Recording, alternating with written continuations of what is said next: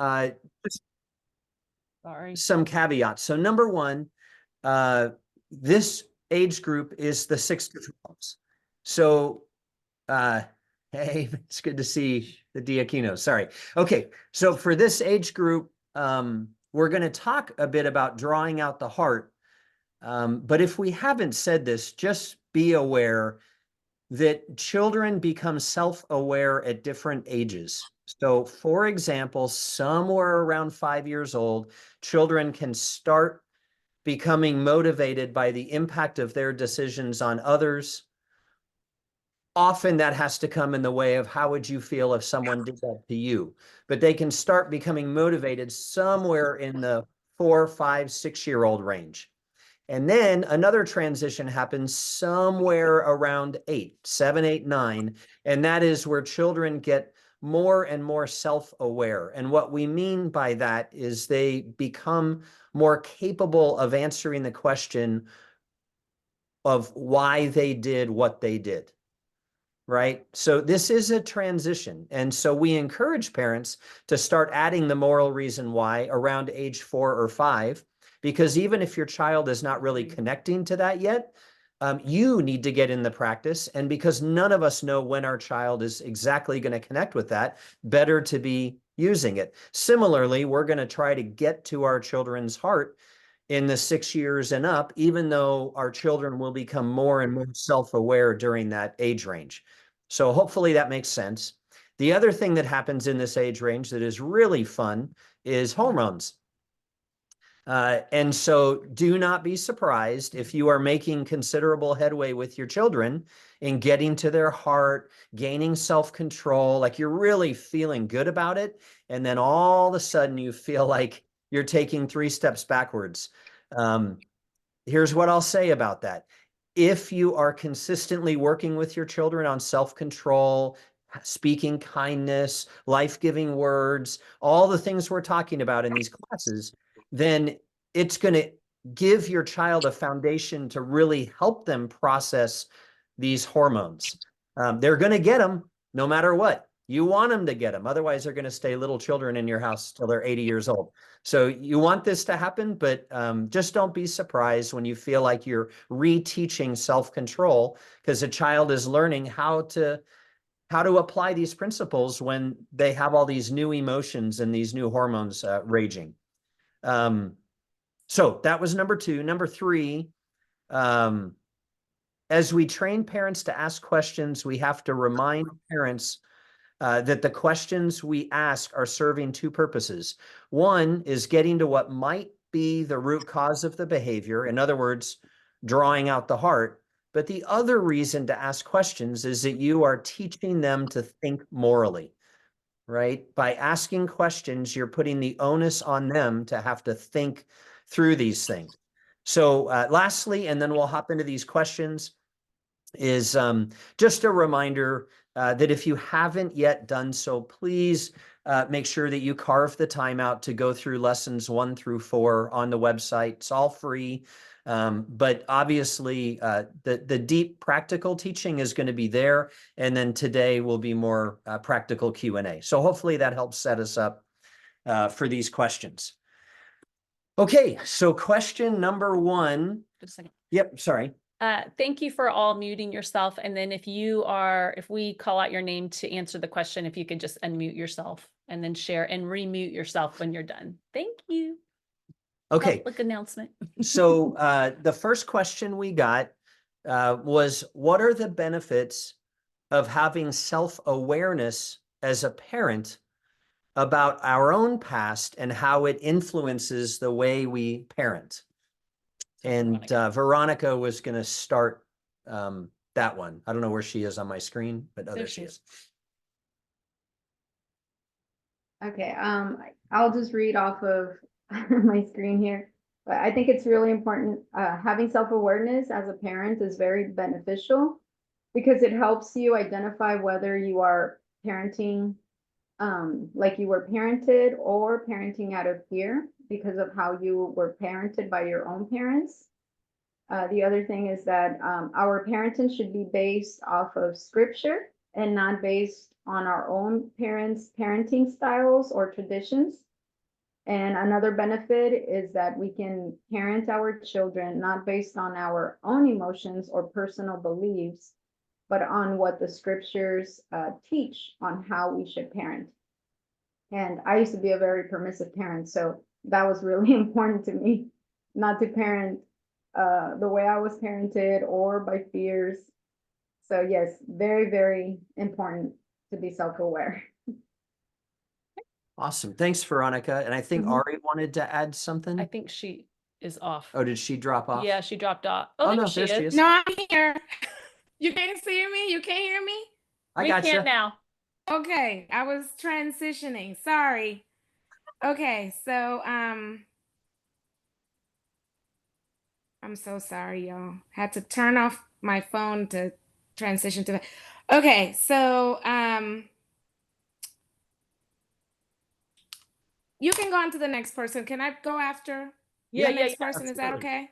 So I Yeah, can gather so- my notes. Bree, if you want me to let Thank So you. I was going to comment on this and then Bree, and then we'll come back to Ari. I was just going to say this. It is inevitable that at least in some way you are going to parent in the manner that was modeled for you. We just take in what is modeled for us. It's the way we're built. I mean, if you're not taking the time to notice and praying for God to reveal these patterns in yourself, you will likely remain blind to them. This isn't necessarily a matter of evil versus good, right? You just don't know what you don't know. So an example of this is that my mom was a first grade teacher for 18 years, and the way she parented, the way she taught was through deflective and distractive parenting. If something was happening with a child, she would just go move them on to another thing. She never, and I love my mom, this isn't meant in any way to be critical, but she didn't parent the heart of the child. She just kept putting the child into another situation to take them out of the situation that was causing the problem. When we started getting help, I began to notice that same drive existed in me, and made diving into conflict both counterintuitive, but also in opposition to my lazy nature. The way my mom parented actually scratched an itch in my lazy nature. And so it was much easier for me just to do what my mom did because it worked, as opposed to doing what scriptures were instructing me to do, which took a lot more time and was a lot harder. But the end result was living out the beautiful promises of what God says is there for us if we do it the right way. So I think, the two things I wanted to add is, one, recognizing these things, one, will help you to align yourself with scripture, but also help you realize where your own sinful nature can be getting in the way of your parenting. So I just wanted to throw that out there. And then Bree, you're up. Yeah, so this is not as much in regards to the way that I was brought up, but more so just my educational background. So when I first became a mom, and yeah, even while I was pregnant, I was in graduate school at the time and I was getting my master's in school counseling. And so I feel like everything that I learned in my graduate program, really carried over into my parenting. And it sounded all nice and well. Like I felt like, oh yeah, this makes a lot of sense. But I wasn't, I feel like characterized by really comparing what I was learning, in school to okay, does this line up with God's word and what we find in his word? And so I very quickly just, realized it really wasn't producing godly fruit either myself or my children. But, unfortunately it took several years of really, realizing that was the case. And so, yeah, I think not only your upbringing, but just even what we're exposed to, yeah, in our education, like I said, and so anyway, I just wanted to share that. Thanks, Bree. Excellent. And Ari, are you ready? Oh, unmute yourself. I had to unmute myself. There you go. I am ready. So I had a few thoughts with regards to self-awareness. So for sure, like you mentioned, Dave, just our paradigm, what we were raised with, chances are that's engraved in our minds. So we will teach from what we know. But also, if there is unresolved hurts or trauma in our past, we can easily be triggered as we are trying to train our children. If we're not self-aware, we can easily be triggered in different circumstances and respond from that hurt, as opposed to respond to what's going on in the moment. So it is very helpful for us to be aware of what those triggers are, how they came to be, and if we have not resolved that, to seek the support and the help that we need, because we can inadvertently project onto our kids, and it comes from hurt feelings, right? So hurt people, right? So Oh, I lost you at wait. we lost you at the very end there, Ari. Oh, You're I on can't mute. hear. Oh, there you are. There you are. okay. The only thing that I said there at the end was that it's important for us to get the support that we need in order to resolve those hurt feelings, so that we don't project onto our kids when we're trying to train them. Awesome. Ari, do you remember that example? Can you hear me? I think Yes. you're frozen, but I can still hear you. Do you remember that's what you shared with me yesterday too, a practical example about how a certain sin was triggering you because of what hurts you've gone through? Can you share whatever you feel comfortable sharing? Yeah, no, that's fine. And then after that, I'll log out and log back in just to make sure it's not a bandwidth issue on my end, so that you all can hear me well. But for example, for me, growing up, I struggled with with folks being deceptive towards me. So trust was a big issue for me. So I had challenges with that in my marriage. And then, of course, after my divorce, this also became an exposed nerve when it came to my parenting. So I had to have a very honest conversation with my children about how painful it is for me to be, how I feel when someone lies to me, and how painful it is, because it's not just in the moment, but it's just the history that I've had with folks being deceptive towards me. So that was an important point for me to communicate with them, because if I ever feel that they're responding from a place of deceit, or if they're just trying to hide something from me, it'll trigger that in me. And therefore, I'm going to respond out of hurt versus out of wanting to parent and reach the heart.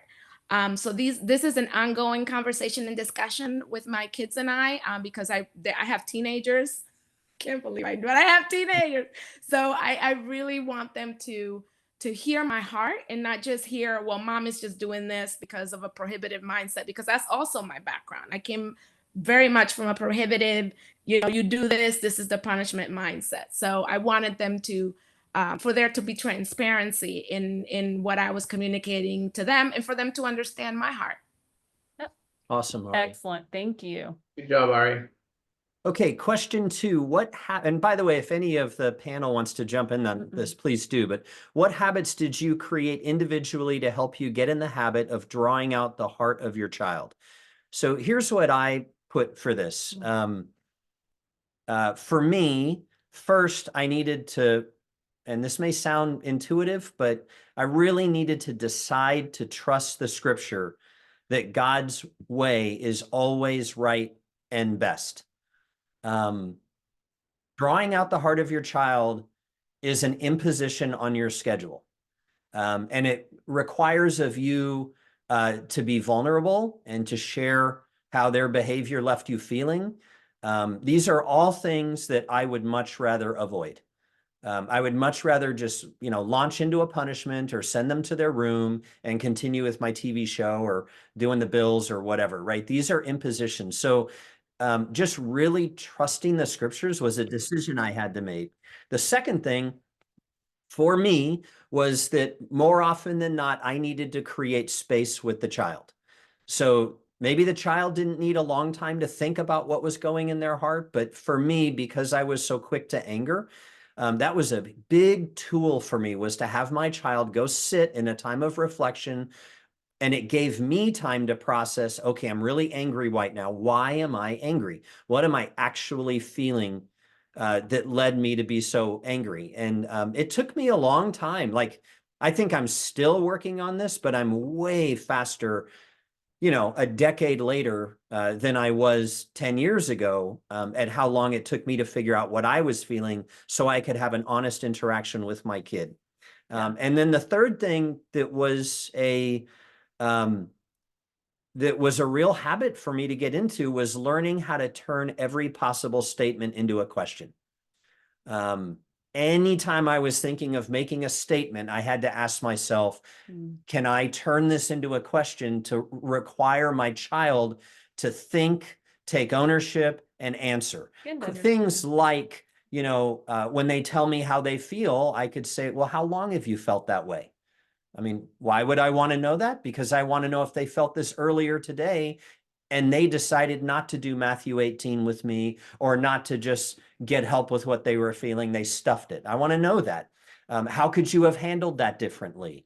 Asking a lot of whys. If your child gives you the right answer, how could you have handled that differently? And they tell you how they could have handled it differently. Then you say, well, why would that have been better? Why do you think God instructs? Like asking a lot of whys, because you are trying to use these times, like we said at the very beginning, not only to get to their heart, but also to train them how to think. So those were 3 things I wanted to throw out there. Well, I just wanted to throw also, we really do need to hear what our kids are thinking. Mhm. So they're thinking something. So we have to be curious. But I was just gonna say one practical thing on how to form habits is, I think, not picking too many at a time. So if this is the one you want to start with, is I'm going to start asking more questions to get to know my child's heart versus assuming, then just make that your goal for that week, or probably be more like a month. And then that's something you'll work on with your kid. And that's the habit you're working on with them to also figure out. So we'll talk more about what to do with kids, but for parents forming habits, I highly recommend you just pick a couple at a time. And then, there's all kinds of different opinions on how long it takes to form a habit. But I would say it really took us years. We started it and we would do well for a while, and then we would, get off track, and then we would help each other. And if you don't have a spouse, that's okay too. Just have another friend that's co-parenting with you, or that knows your goals and what habits you're trying to form, to help you and hold you accountable. Yeah, and I know we've had a couple of victories in this over the past few weeks where parents implemented a biblical principle that they had trouble with before. This hadn't really adopted, and they saw it make a big change in their child. And the beauty about that is that God does give us these affirmations, right? When we trust his word, when we trust his wisdom, Isaiah 55 says, my words will not return to me empty.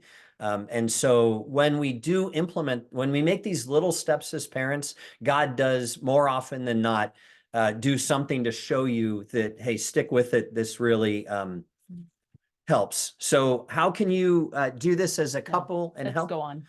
I want to hit this one really quick. Oh, you What do? can you Okay. do as a couple and help each other? I just wanted to say this, that when there's conflict at home, remember that one of you is likely going to be less emotionally drawn into conflict than the other. And that's going to vary sort of based on who the child is acting up against, what the history is with the child that day. And when it happens to be Tammy, who is more emotionally drawn into a conflict, I get tempted with criticalness. And it's just so important to keep myself in check and remember the golden rule, right? Treat others the way you want to be treated. That it's not for me to be critical. She has a history with this child today. And then I'll walk up to her, I'll put my hand on her back and say, hey, can we talk for just a second? And maybe we go to another room.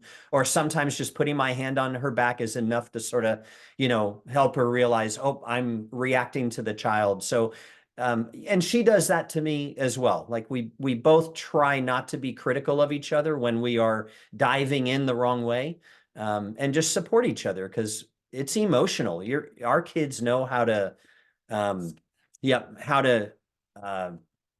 pull those strings. So, Does anybody else on the panel have anything to add on that one? The Centellans? Kelly, Yeah, so we definitely agree with you, Dave, on that. We actually have kind of like a code word between us. If someone's getting too upset, that way we don't look like we're not on the same page in front of the kids. But we'll just ask the other one, like, do you need to use the restroom? Like, let's go take a little break. You seem like you really need to use the bathroom. And that's kind of like our way of telling each other, like, okay, we need to take a step back, or we're getting too emotionally invested, and maybe just have our child go sit so we can talk through something together and figure out how to approach it as a team. So Do your children ever say, Mommy, why does Daddy have to use the bathroom so much? They haven't caught on yet. no, they have not caught on yet. That's funny. Okay, question 3. How do I introduce reflective sit time to my family to help them understand it's not punishment? Phil, do you want to start with this one, or do you need a second? Yeah, no, sure. So I think for this, it just really for us, like sitting down and really teaching our kids, what it is. And we actually used, the story of Jonah in a non-conflict time to have like a little devotional and go over that with the kids. But I think obviously teaching them and saying that this is going to be our expectation for our family and kind of going through it, and in a time of teaching really helped, especially our older kids, at least understand why we are implementing this in our family. We've had different conversations at our dinner table as well, just about, how me and Bree actually use this, and how it's not just for them, that we, this is something that we want to implement that we implement as adults, and kind of share some stories about that. So really just keeping, and even in conflict, when we have them go sit, we have to sometimes remind our younger ones, like, this is the reason why, it's really for you to reflect on, what's going on in your heart. And so even though we've taught them, we continue to have to teach them about, why we do it, because sometimes, they forget, or they just need reminders. So, certain scriptures as well, that like Psalm 4:4 and about going to sit on your bed, that really helps with the older kids, for us, just to remind them. So we just share that this process is a gift, and it's really helps the entire family, and meaning the end goal that we don't want to have unresolved conflict. And so we just have we've had lots of conversation and non-conflict time with that, and as well as in conflict. So I'll let you piggyback if you need to. No, I Okay. mean, like, yeah, it's something you have to just continue, like, keep revisiting. I mean, we've been doing, reflective sit time for over 10 years now, and not with our 10-year-old, but our 10-year-old, he had to go sit for something, and it was after we had kind of touched on this in lesson 4 at the class on Sunday. And so I used that as an opportunity after he had gone and made it, reflected, came back, made it right. I was like, so why do we go sit, and what's the benefit of it? And, he really didn't know. And I thought, well, I need to not take that for granted, even though we've gotten in the habit of doing it, to just continually revisit. And the older that they get too, I mean, their understanding and grasp of it is going to change over time. And so we had a really good conversation after, he made it right. And just reiterating that it's not punishment. And so. Yeah. Awesome. Thank you, guys.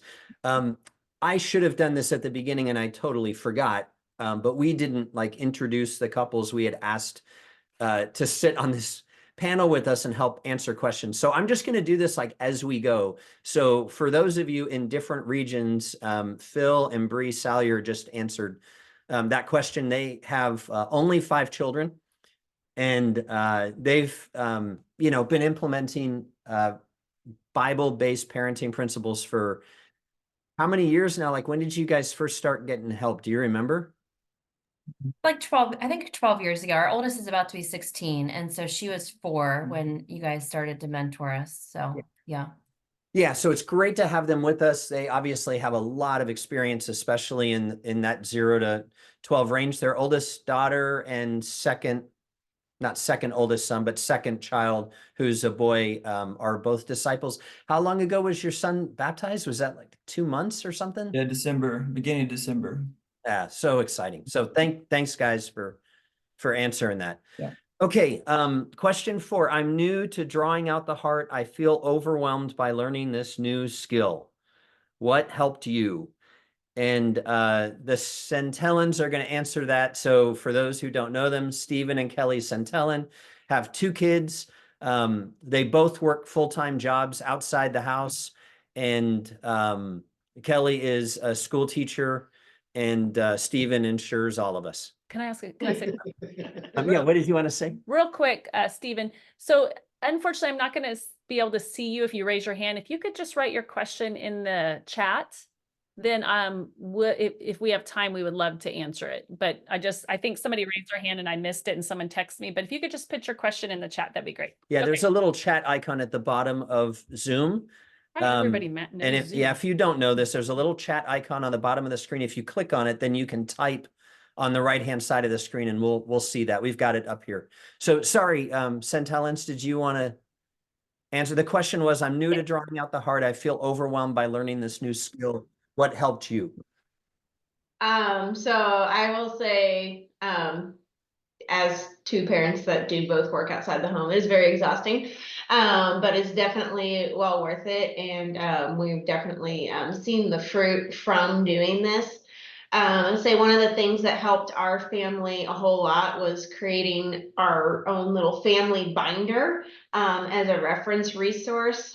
So like one day, Stephen and I sat down and we just went through the fruit of the spirit and any other virtues that we wanted to focus on really instilling into our children, our family. And we just kind of wrote out what it looks like in our family, why we do it, what to do if we're struggling, and scriptures that speak to that virtue. And I feel like having that resource that we created has been so helpful as a parent, because in the moment of conflict, like I get really overwhelmed and I forget what in the world I'm even trying to teach my kids. So I can use that binder. I can have my kids sit and read through that virtue and then we can discuss it. Or I can use it as a tool for me to help guide like my questioning. Like I can focus on like, okay, we're being unkind to our sister. We're going to look at the fruit of the spirit of kindness. And I can remind myself, why are we doing that? And it can help guide my questioning. Because I think, scripture in Jeremiah tells us like our heart is deceitful above all things. Who can understand it? And I think just preparing resources that are there to help you when you get into a conflict is super helpful. I feel like we're training ourselves just as much as we are training our children. So learning how to get to our own hearts is just as crucial as being able to draw out the hearts of our children. And I'm going to throw out a recommendation. I know Dave and Tammy recommend this all the time, but one of the things that really helped us get deep into this once our kids started getting older was reading the book Taming the Lecture Bug. We love that book, and it's got a lot of very like practical ways to implement how to draw out the heart, how to do reflective sit time, and how to restore relationships. Awesome. I was just gonna, you guys, this is the couple, for those of you in the other region, we shared about the Centellan book, Family Binder, and I have my own copy now. So this is the Centellans now. Me. Wondering, but we're so grateful for that. And it's on our website on lesson 2. You can download it and then obviously customize it for your own family, because this is, what they put together with their children. So you'd want to make it your own. But And look, anyway, we're grateful. I'll just throw out this one thing and then we'll move on to the next question. And that is that I've said this many times before. I really believe that God puts our children in our life to train us just as much as we're put in their life to train them. Yeah. And learning how to draw out another human being's heart is an enormous life skill. And I say that because we now have 3 girls in the campus ministry. Well, Emily's now graduated, but still working with campus ministry. And they are so competent at drawing out the hearts of other girls in their campus ministry. And it's so rewarding to us, not a pride thing, but we're like, wow, these girls are going to be so helpful to other disciples. And so not only has it transformed us, the way we counsel each other, the way we counsel our children, the way we counsel others. So there's no shame in not being good at this. We were not good at this. And we had to read books like Taming the Lecture Bug. We had to ask a lot of questions, and we had to help each other. So don't give up on this. It really is transformative. Ari, did you want to share now? Yes, sorry, had to come off mute. So the only only a couple of things that I'd add to this if you're feeling overwhelmed, because I was feeling overwhelmed, especially because we came into the biblical parenting after my oldest was 9 years old, my youngest was 6. So I just felt super behind the 8 ball, if you will. At the time I was married, and my ex-husband and I were not on the same page. And so I just felt like I was carrying the load the entire time, and we just bumped heads a lot. So if you are in that place, or if you're starting later in your parenting journey with your kids, do not get discouraged. What I would encourage you to do is pray a lot. You need to pray a lot, because this is more so honestly God's effort than it is yours. And I would say for sure, not give up, because at the end of the day, you apply these biblical principles, you will get to see the fruit of this ultimately. But don't give up, and keep God at the center through prayer. Yeah. Awesome. And look, I'll just say this about Ari, and then we'll move on to question 5. We've had the great pleasure of having a number of appointments and just hang times with her and her boys. Amazing. And yeah, I don't even know how to describe the level of vulnerability and the ability for her kids to share what they're going through and what they're processing. You want to give the ages? Is what, well, do you know them off the top They're of your head? 13 and 16. How old are your boy? 13 and 16. Yeah.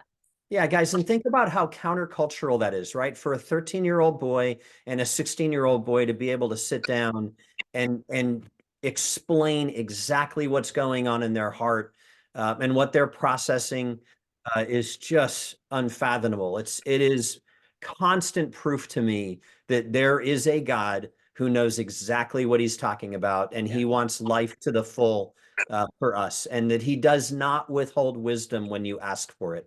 Yeah, So, and Ari's invited a lot of people in her life too to get with her and the boys and help make sure the relationship, I mean, not because there was necessarily nothing or anything really big going on, but just checking in, making sure, you know, their relationship was going well. And so I just think getting help is always really beneficial for all of us. So. All right, question 5. This is for the Ramirez's. My child is older, and we are new to asking him questions. Our son gets very frustrated at us for asking questions. Are we exasperating him? And I think a lot of you guys know Raul and Veronica. I know they came to the East and spoke last week, and spoke in the North a couple and they've weeks ago. Spoken everywhere, the So, South too. Yeah, they have. Went on tour, man. I know. I forget. They have an older daughter. I forget Dulce's age. She's 26. 26.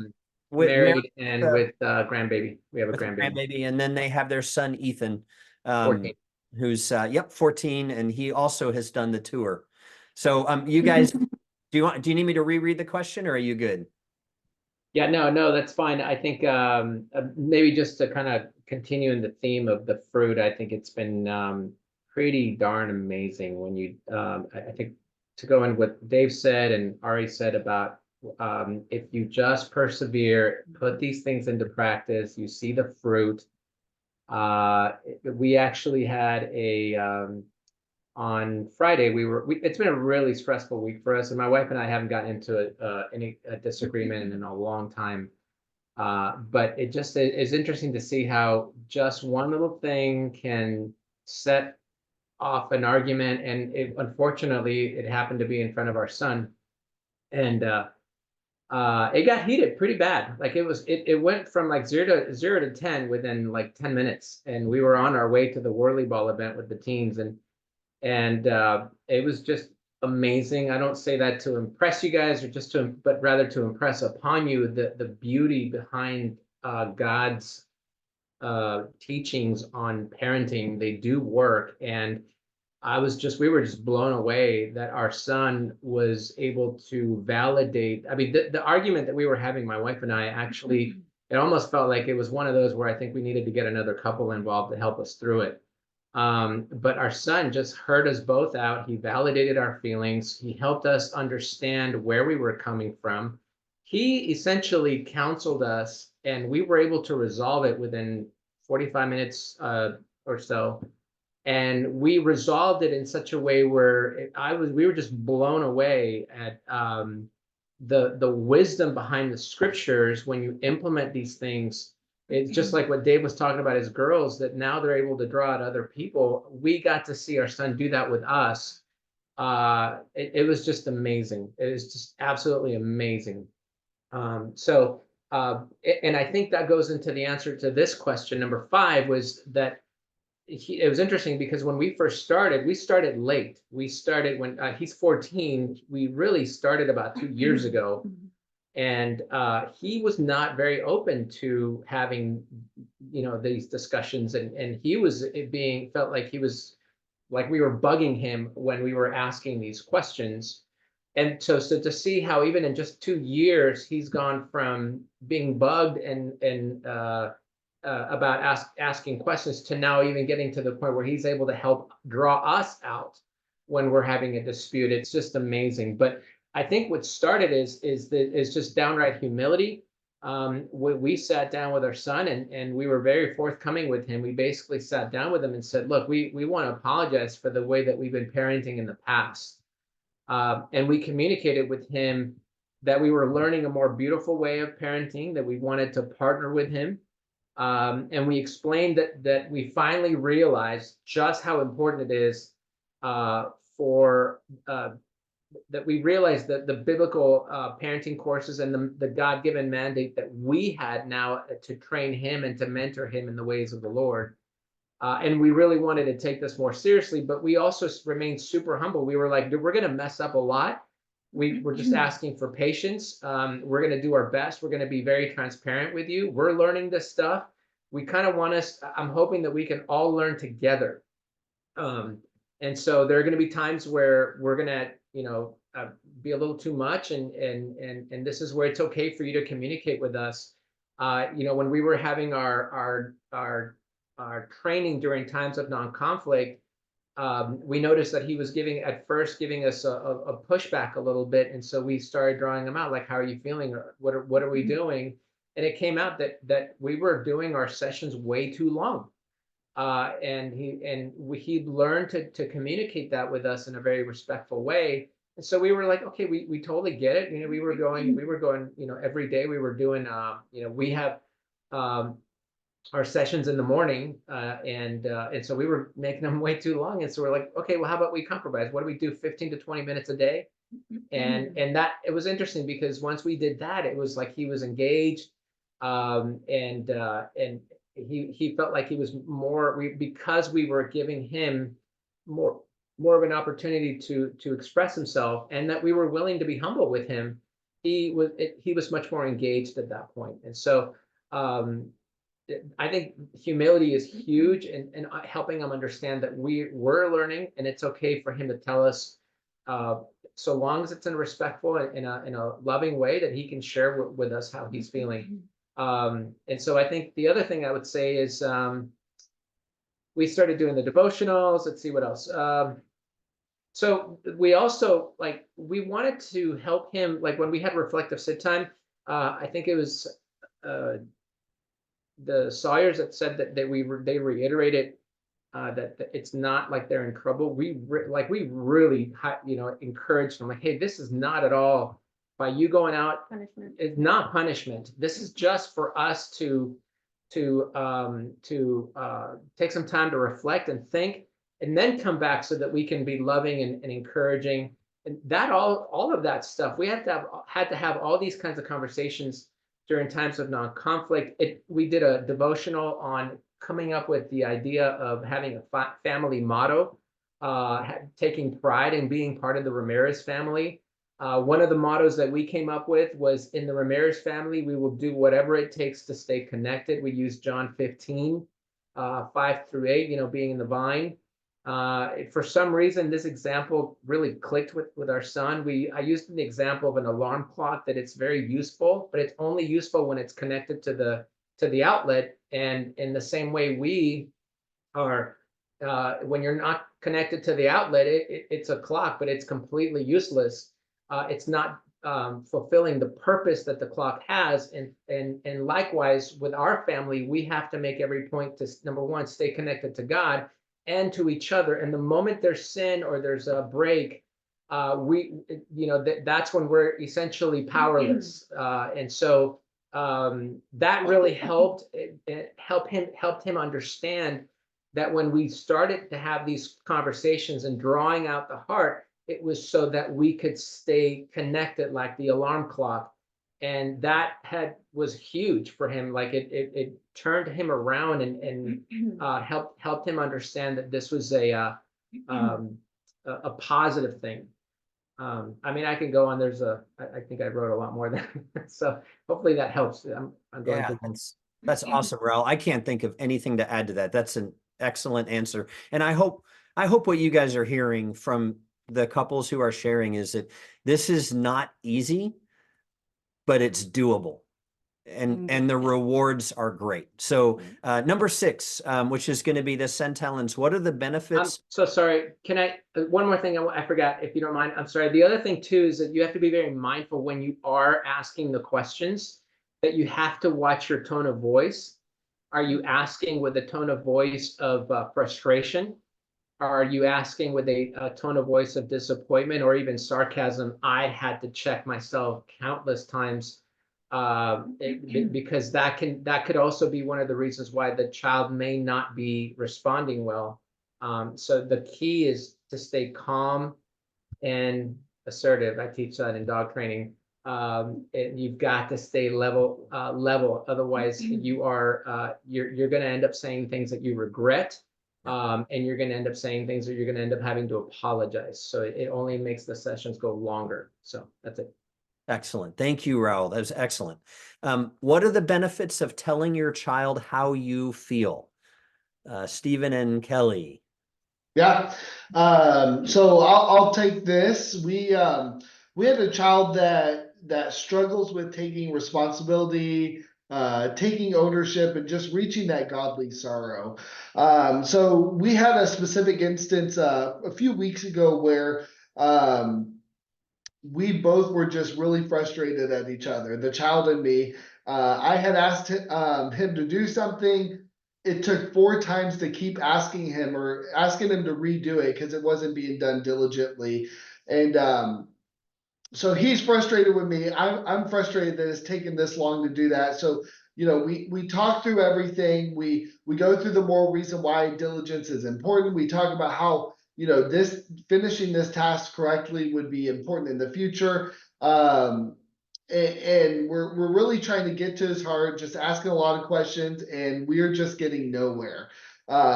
He felt that dad, that I'm being too picky and I require too much of him. And so all he could see was self-pity on himself, that it's so hard to do. I can't be perfect. We were not making any headway, so we pulled in the routiers just to talk with us, bounce some ideas off of them, and get advice. And Dave asked the question, have you told him how it made you feel? And in my head, I'm like, well, he knows he hurt me. He knows how I feel. But in reality, I hadn't communicated that to him. So we went back to him, very humble, not judgmental, but just wanted to explain, when it took 4 times to get a simple task done, it showed me, I felt like I was being dishonored. I felt like I wasn't being listened to, and just how it made me feel. And I'll tell you, my child's never come to godly sorrow so quickly. He definitely saw how his actions impacted daddy and how it was hurting daddy. And I had never communicated that to him really before. So it was just a very beautiful situation where, you know, I just was vulnerable about, you know, this is why I'm frustrated and this is how I'm feeling. And right away he understood. And I'll tell you, this child is a very logical thinker. So there's no logical fighting logical versus logical. So adding the, you know, emotional piece to it, he was like, oh, well, if that's how you feel, that's how you feel, you know, and that's what I did. And so I think that's one of the reasons we weren't getting anywhere at the beginning because it was all logic, but then later on it was about how I felt, and he fully understood that after talking through it. So It was awesome to watch from the sidelines. yeah. Yeah, that, thank you guys for sharing that. That's excellent. Yeah, it is countercultural, right? For a father to share with his son how their decisions, you know, hurt your feelings. That is not societally acceptable. And yet, if we're going to help our children transition from worldly sorrow, thinking about themselves, to godly sorrow, thinking about the impact their decisions are having on others. And God has allowed this to happen in families because we love each other. And so it matters when you hear that you hurt your dad's feelings. So thank you guys for sharing that. Gina, do you mind writing your question in the text chat, and we're going to answer them? We just want to answer the people that sent in questions first. Is So that okay? yeah, if you'll click the chat icon Yeah, at the sure. bottom and then I just can do type- that. Sorry. Yeah. I said Gina, It's sorry. okay. Gina. It's okay. It was just based on their answer, but I will do that Oh. certainly. Is it real quick? I mean, Yeah, well, basically, so I have a very stubborn child, and when I'm like, "Oh, that really hurt my feelings," or when I say, "Hey, that's unkind or unloving," it's almost like there's a cold-blooded response. She's very, it's almost like it hasn't hit her yet. She's very stubborn in the sense that she wants to like dig her heels in.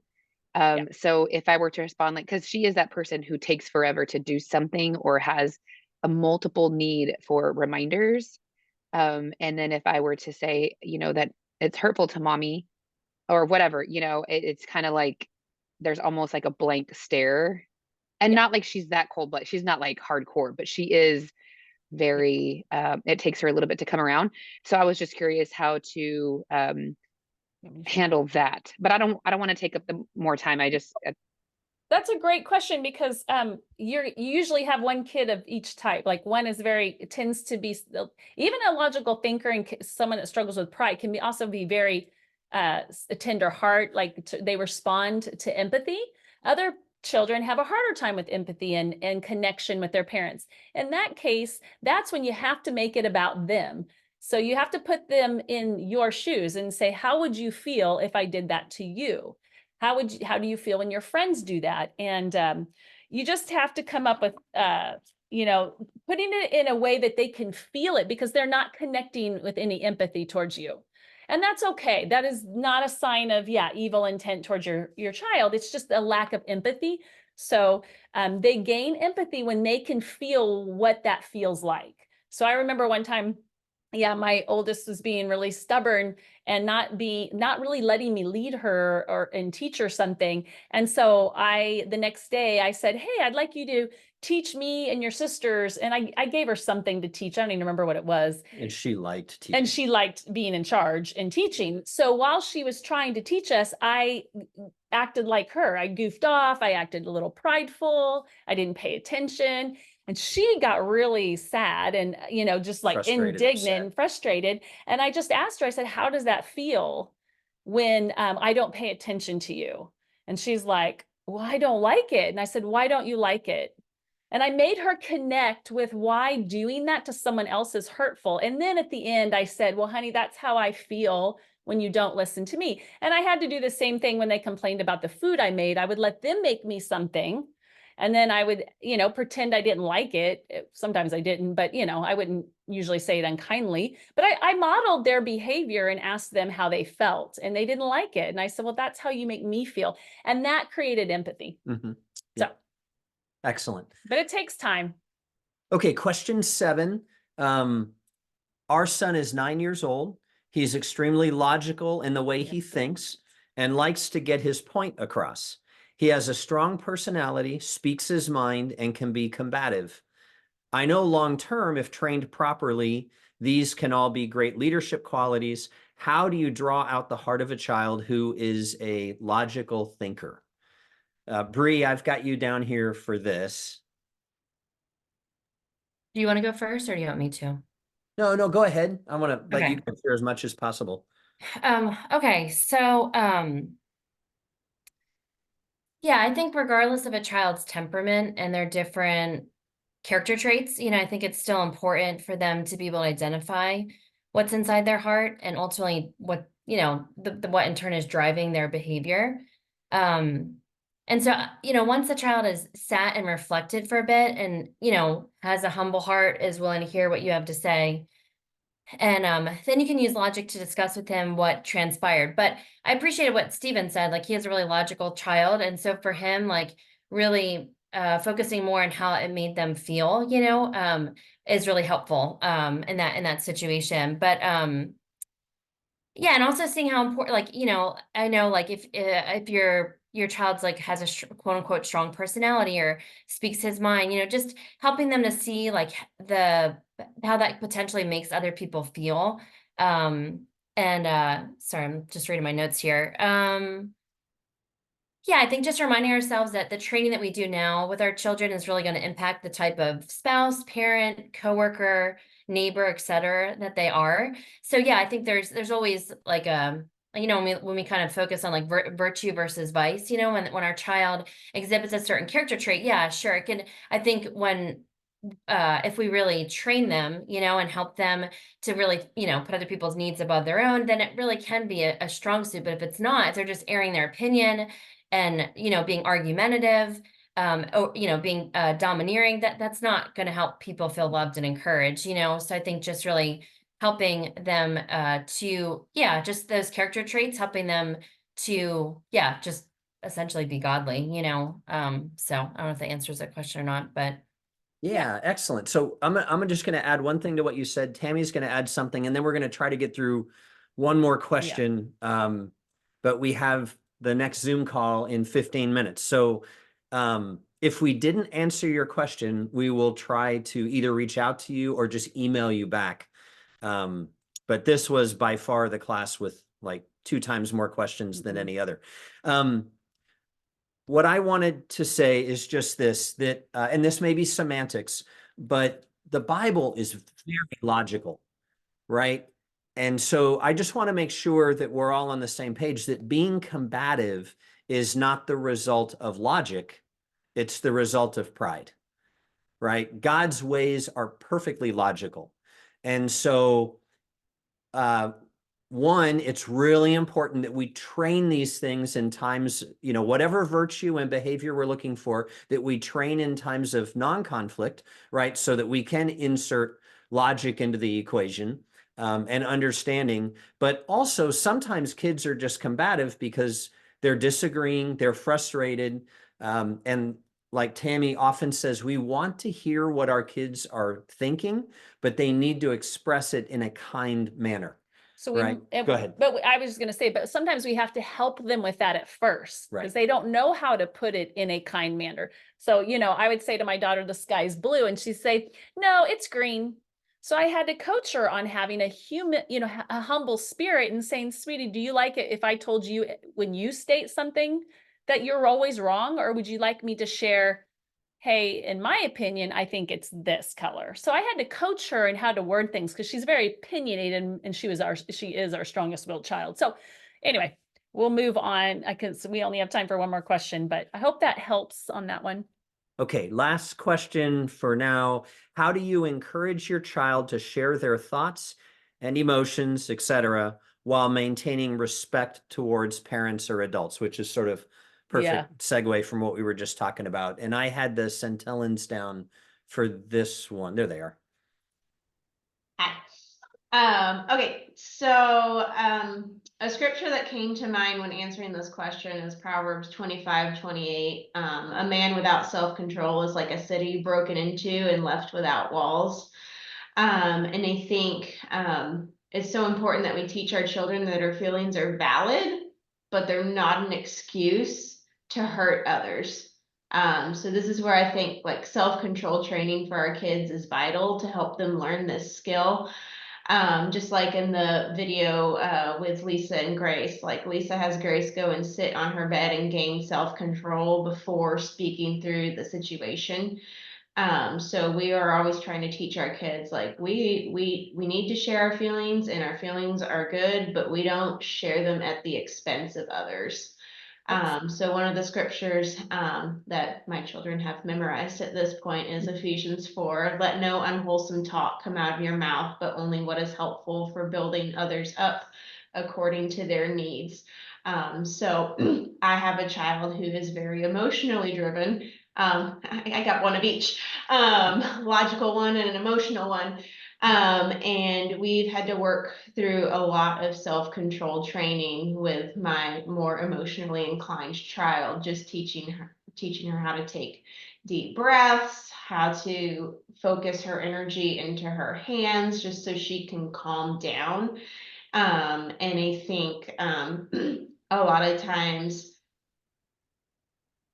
I'll have a child come up to me all revved up, super emotional, and just remaining calm and not emotional myself, just having them like, well, I really want to talk through this with you, but can you go sit over there and get some self-control first, and then we can talk through how we're feeling.